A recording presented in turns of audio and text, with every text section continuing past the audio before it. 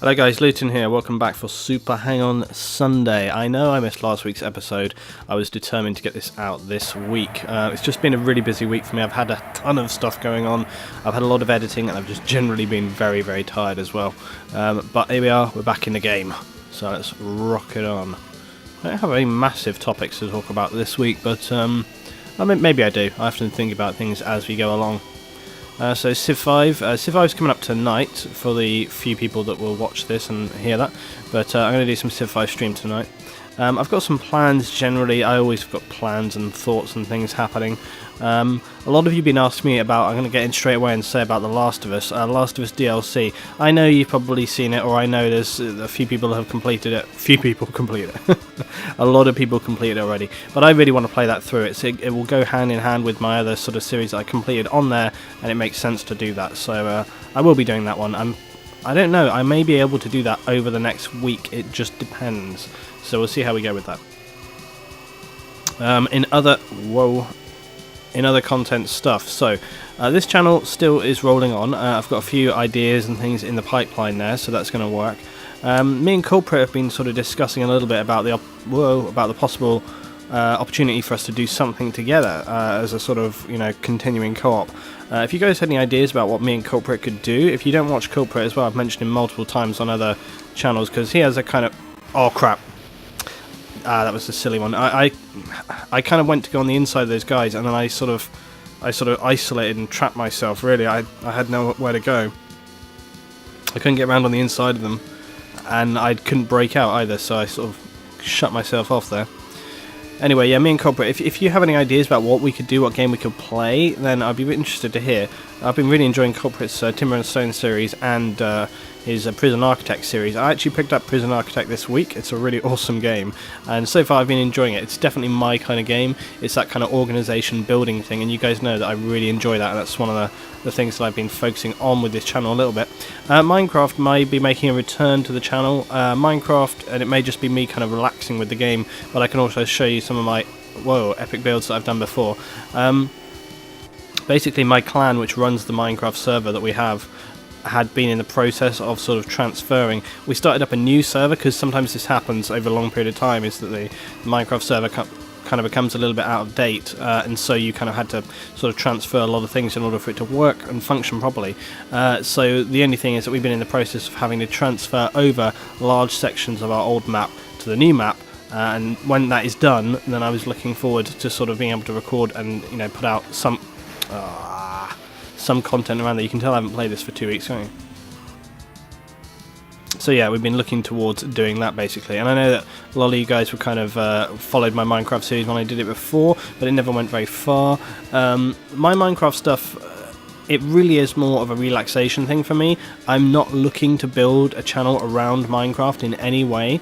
There are a billion people who do that. There are loads of people who have massive channels built around it. I'm not looking to do that. I'm not looking to sort of have mass, or I'm not looking to do it as a kind of like, what game can I do that's going to break and make my channel work. No, I'm not looking to do anything like that. This channel is all just about what games I enjoy doing, and it's definitely like, oh man, what is going on with this? What's going on with this run today? Off and off and off and off. Can't win. So yeah, anyway, essentially it would be just... Oh, come on now. Oh god, look at this pack. Jesus. It would literally be just sort of something to punctuate, I just do a little bit, kind of like SimCity, I just do a bit here, a bit there. If I have a day where I kind of feel like I've built some cool stuff or whatever, then I put it out there. If not, well, I'll just delete that recording, it's no problem. And it may be fun, maybe people may have the opportunity to come and join. That's the other thing as well, is my Minecraft server is part of my clan, so if you want to be a part of the Minecraft server that we have, and you want to come like build your own stuff, maybe you were looking for a Minecraft server that had sort of sensible people on and so on and so on, well, this would be a good one. How have I managed to make it to the beach level despite having 3 crashes? And I think I'm going to make through this checkpoint as well. Makes me wonder how we would have done if I had not had 3 crashes. Can't believe it. I believe we got this far with 3 crashes. That's insane.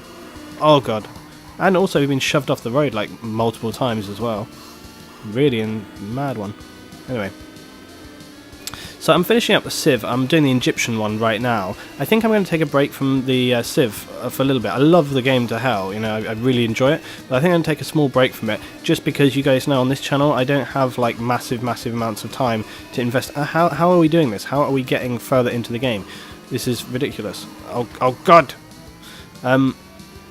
Yeah, so if I take a little break from Civ, because obviously that one kind of, you know, it's an episode or thing that goes on, and I think, you know, that's what I actually need to do with this channel a little bit more, and I think I have kind of said this multiple times, is to sort of finish one thing and then move on and come back, because, you know, the great thing about Civ and things like that, is that every episode is like its own story, which is great, and so with that it means that I can kind of do it and then come back. I mean, again, sorry to keep mentioning, but I've been looking at Culprit's channel a lot, because I think me and him share quite a lot in terms of the way we both do our LP channels. We share a lot in the kind of I guess style of our commentaries. You know, we both have that kind of sort of dry, sort of mature, sensible approach to the way that we play games. And come on, okay, here we go. God, this is weird, man. It's ages since I played this game. I kind of blanked out just to start into it there. Ugh, what's happening? I don't know. And so yeah, I've been looking at his stuff. Now the Timber and Stone thing that Culprit did, you know, he had one that failed. The first one that he tried out on the new build, it failed, didn't work out for many reasons. One, which was just that, you know, the defensive capability of the village he was building was just not strong enough. And so that really interested me that you could, you know, you take that. It's kind of very much like my FTL series as well. I love playing FTL, but every single journey that we do is different. It's an individual story, and that's why FTL is great, because I can kind of just throw them in, do them as one-off things. That's really hard to find with the YouTube channel. You know, doing like FPS stuff and all those kind of things, it's hard trying to find sometimes topics or ideas to run those ideas of content. Armour, for example, will work very differently. Insurgency, I've got coming up. I want to do some stuff about Insurgency. But if you can make an individual episode, like a kind of, I'm going to carry on because I have a feeling this is just going to be one of those days. Normally I would restart, but let's see how we do. Insurgency, yeah. So if you can make each of these kind of like individual episodes and kind of storylines, narratives, that's what I always enjoy. Like I've said this before, that, you know, in the comments of videos, often people get kind of het up about sort of like if you don't succeed or you make a mistake. Like on my most recent FTL, someone was saying about how I should be using the hover over path so that I don't kind of make mistakes when I'm doing the jumping. So that, for example, it shows you like, you know, which route you should do to get to the objective, rather than just kind of trying to figure it out for yourself. But I think that kind of takes away a sort of an element of that narrative, because it's kind of like, yeah, if you make a mistake and it doesn't work out, I think that's good, actually. You know, for FTL it's good anyway. For certain games it just depends on the style, and I think with FTL it works really well, because if you fail in that game, it's kind of like, you know, that crew, they never returned, you know, this is what happened to them, and it's all about that kind of narrative element. So for example, my most recent one with the big ship Bertha, that crew technically didn't die. And so my plan is for the next episode to bring... Now, obviously, I can't carry on with the ship that I had, but what I will do is name it the same and name the crew the same, and you can just add in a bit of in-fiction narrative there. You can say, well, hey, look, you know, the ship didn't succeed in its original mission, but they went on and, you know, maybe went back to dock. They, you know, relayed the ship, had to repair some stuff. They, you know, dropped some crew, got the same guys back on, and then you can run again. And so I like having that idea of sort of narrative running on. Yeah, one thing that I would talk about was obviously the closing down of the studio that made Bioshock Infinite. It's obviously pretty devastating. This is one sort of news thing that I can talk about, which I actually was thinking about this week, and it goes on actually. This is a really interesting topic. So yeah, basically, Bioshock Infinite was, for all intent, I haven't played it. Okay, but my girlfriend has played it, and she was disappointed with the game, mainly because of actually sort of the narrative and some of the gameplay aspects, I think. But I might actually we can talk about that a little bit. But anyway, the point was that the game just didn't sell as many units as they wanted it to, and it's kind of interesting, isn't it, that, you know, for all that gamers go on about complaining about sort of having to pay for this and pay for that and blah blah blah. And you know, complaining always that games are about the money and they're not enough about the games. Well, look at this. This game didn't shift enough copies, and it's gone under as a result. And maybe that's a direct result of the way in which the game was made. But here's the trouble, and here's the dangerous and the worrying thing. Bioshock Infinite was very much a AAA game. When you think about the kind of amount of hype and branding and advertising that there was around that game, it shouldn't really have failed. You would think that with the quality of the graphics, with the quality of that, and the sort of background of that series, it's very, very surprising that the studio would kind of go... Now, maybe there's some other issues at play that we're not sort of aware of there, but nonetheless, it's pretty sort of heavy. And off of the back of that, there was a conversation being had that I read on multiple kind of editorial sites this week amongst those Edge and Polygon, and they were talking about the idea, or rather the sort of trend, that these sort of AAA narrative titles just never do as well. AAA narrative series games, I can't think of other good examples, but they just generally don't do as well. However, you've got one like sort of The Last of Us, which did very well. So it's not to say that there isn't an audience appetite out there, but I think it's more that, when you have an FPS title, the main things you have to get right in that are the core fundamental mechanics and... core mechanics and aspects there, because if you have strong game mechanics with an FPS and then you have good quality graphics to back it up, that game will pretty much sell itself, for somewhat anyway. But a narrative game, it's all about the story, and it's all about the way that the player interacts with that title. And so, oh jeez, that was a bad crash. If something is missing there or lacking, it will suffer, I think, much more so than some other titles which will kind of sell it. You think about other genres, okay, sports. Sports, they need to have the mechanical aspects, but that's the main reason people play them. There is no... there is a narrative, but it's not the same way at all. It's not an in-depth narrative. I'm surprised how well we're doing here, despite some of the failings. Into Orange, wow, we even got through the Orange checkpoint there. Ridiculous. But yeah, basically, gaming has become quite polar of late. What you generally have in gaming right now is you have the mass AAA titles at the top, and then you've got indie games, and those are the two kind of really sort of high functioning areas right now, is indie and AAA. You don't have so many games that just are in the middle ground games just don't really... It's not that they don't exist or sell, it's just that they don't feature really... we're not going to make it. They don't feature as a sort of... what would be the best word? It doesn't feature really as a sort of a strong element within the kind of gaming market, I wouldn't have thought. Not like they used to anyway. I mean, when you think back sort of 10 years ago, middle ground gaming, sort of those games which, they didn't have the sort... Wait, what did I click there? Africa. Right, here we go. Honestly, I'm so asleep today, it's ridiculous. Yeah, so, when you think back like 10 years ago, you had that kind of middle ground of games, and...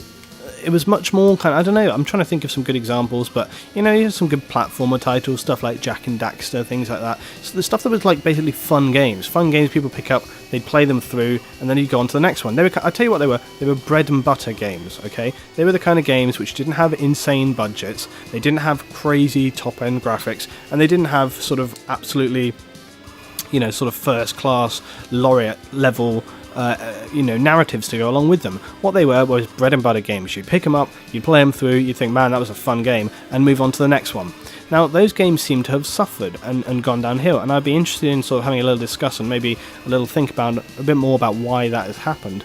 I have a feeling that it's basically, AAA games, or rather, sorry, indie games, I think, they really developed almost as a kind of reaction to, they sort of were almost a result of the way in which AAA games kind of came about.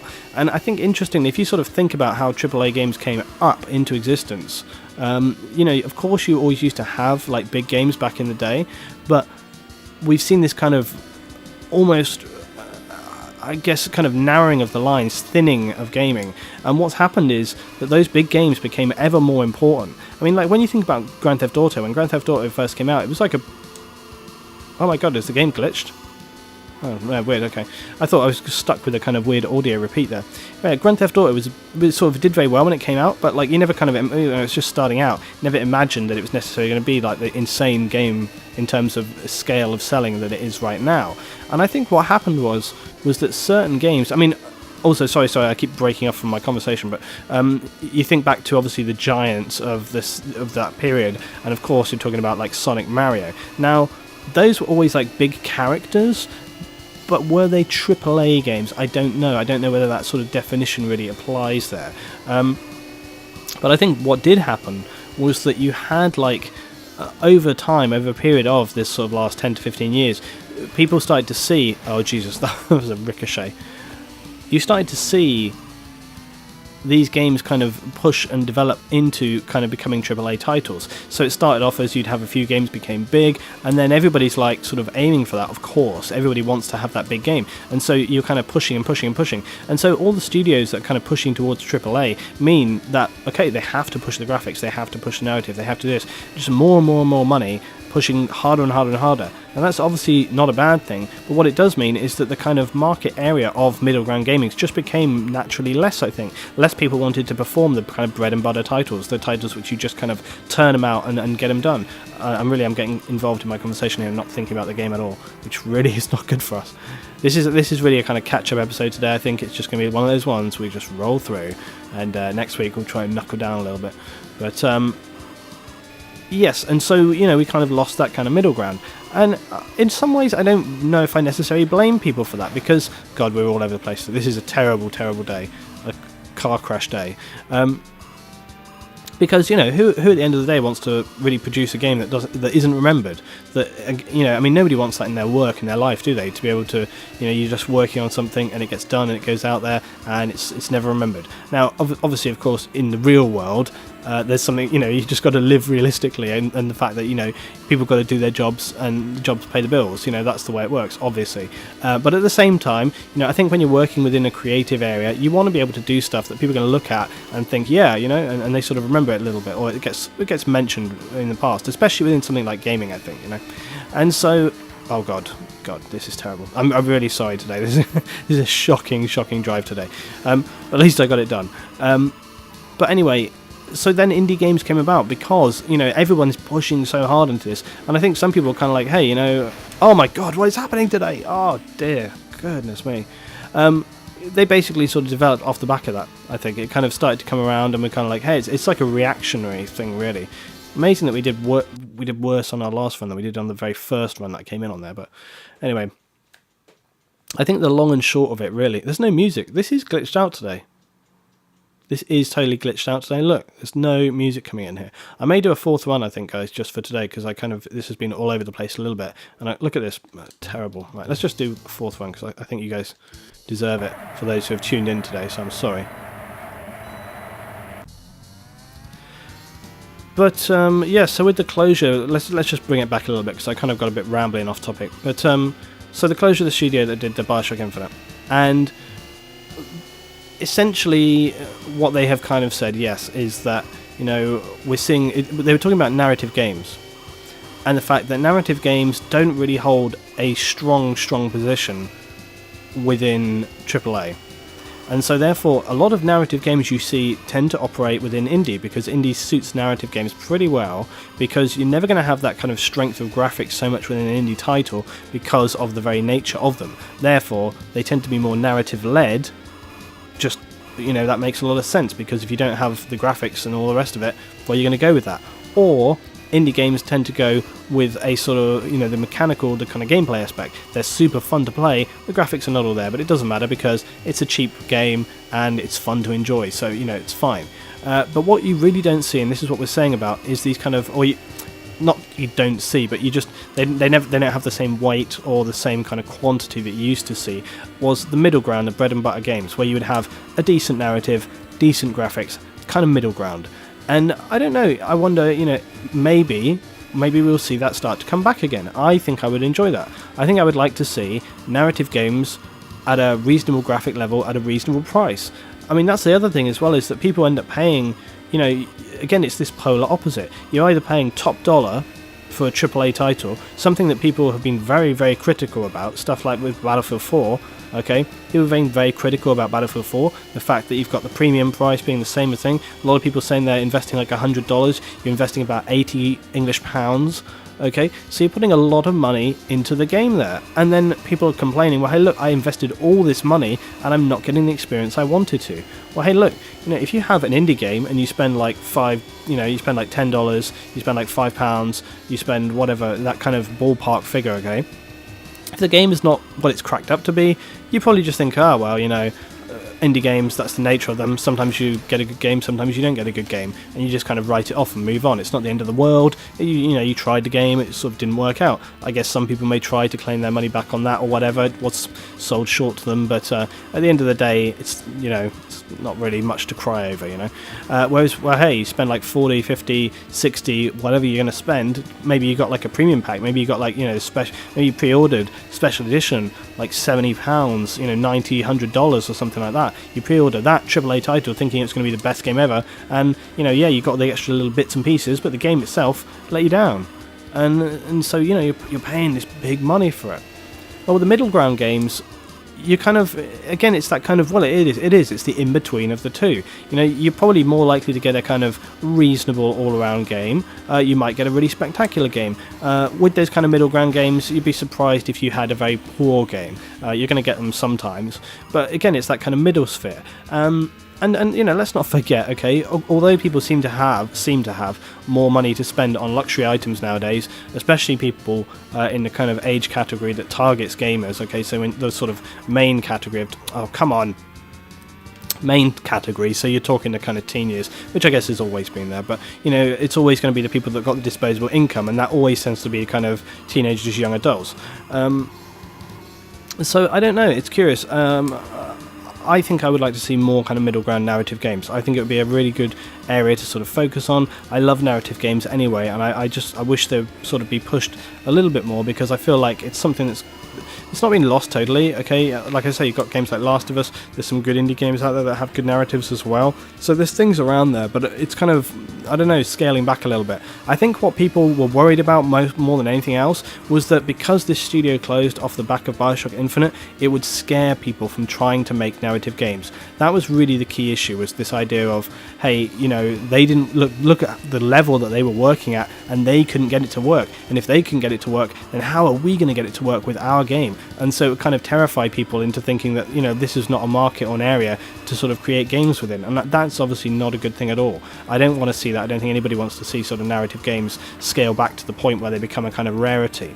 Don't forget, we've got games, fantastic games like Broken Sword, which, puzzle solving aspects, great narrative, one of my favourites games, so there's things like that. By the way, as well, I know that I had bought Broken Sword 5 and I was going to do it, and I don't know, something happened there and we just didn't get onto it. I was ready to go. I know actually what happened was I got ill. I was bang ready to go on that title, and then I got ill. We got through 1 second there, 1 second. And so that game kind of like, I never really did that. I'm going to do that. That was what I was talking about before with Civ 5. I was saying, okay, after the end of this Civ 5, going to have a break, maybe get on to some other games. Like I say, so I've got The Last of Us there, and then of course the Broken Sword as well. So that's really what my little plan is there, Broken Sword and Last of Us, and too many. But so there's a few other things going on there. Anyway, count to the end here. I don't think we're going to make it into orange, unless we're super lucky. No, we're not going to make it. But there we are, that's Super Hang on Sunday for today, guys. Hope you enjoyed. What do you think about the whole narrative gaming thing? Sorry if my conversation was a little bit rambly. It's a little bit hard to think sometimes when I'm doing these racing ones, and I think if I was in the groove a little bit more, I'd have been a bit more clear-headed, but nonetheless. So there's that coming, and then of course, as I say, don't forget, drop down your thoughts from being culprit. If you have any ideas about games that we could play, drop that on there as well. Your thoughts about me doing a little bit of Minecraft stuff, but not in a really kind of intensive way, thinking around that idea. Okay guys, so I'll see you next week, Super Hang on Sunday. More streams, more videos coming out this week, stay tuned. Thanks for watching, drop it a like if you enjoyed, it always helps me out a massive amount. I'll see you next time guys, Super Hang on Sunday.